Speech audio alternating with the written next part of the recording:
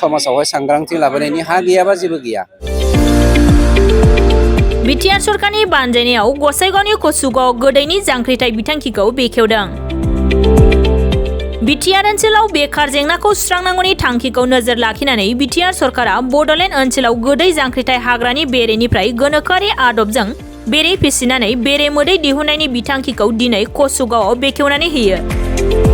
बे हाबाफारियाव बिटिआरनि हाग्रा बिफाननि मावफुं सोद्रोमा रनजित बसुमतारी, बिटिआरनि मावफुं सोद्रोमा वेलसन हासदा, गणश्याम दास बिथांमोनजों लोगोसे हाग्रा बिफाननि गोबां मावथि बिटिआर सरकारनि अफिसारफोरजों लोगोसे कसुगाव ओनसोलनि रायजो राजाफोरखौ बाहागो लानायखौ नुनो मोननाय जायो।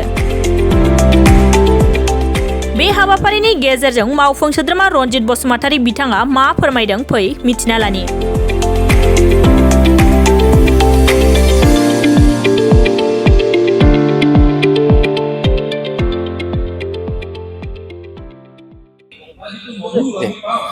दिनै मानव गेदेर प्रमद बर' बिथांनि दैदेननायाव जोंनि बिटिआर सरकारा गिबि खेबनि थाखाय गभर्नमेन्ट अफ इन्डियानिफ्राय जोङो मोनसे फाइनेन्सियेल सापर्ट मोनदों नेशनेल बी बोर्डनिफ्राय।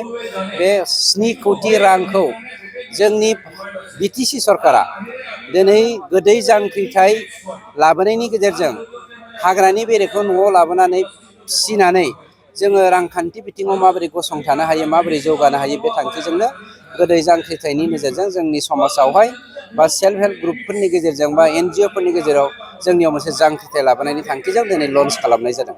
बेनि गेजेरजों रायजो राजाफ्रा माबायदि मुलाम्फा मोननो हागोन बा माबायदि जिखुनु खामानिनि फिथाइया गोदै आरो जोङो दिनै गोदै मोनसे बेसादखौ फिसिनो थांगासिनो दङ जायखौ जोङो हानिबि होननानै बुङो, बेरे मोदै फिसिनानै साबलम्बिन जानो हानाय दिनै उरिष्या आरो नागालेण्डखौ जोङो संदाननो रोंनो सोलोंनांसिगोन। नागालेण्ड आरो उरिष्याया बे खेत्रआव बहुत एडभान्स।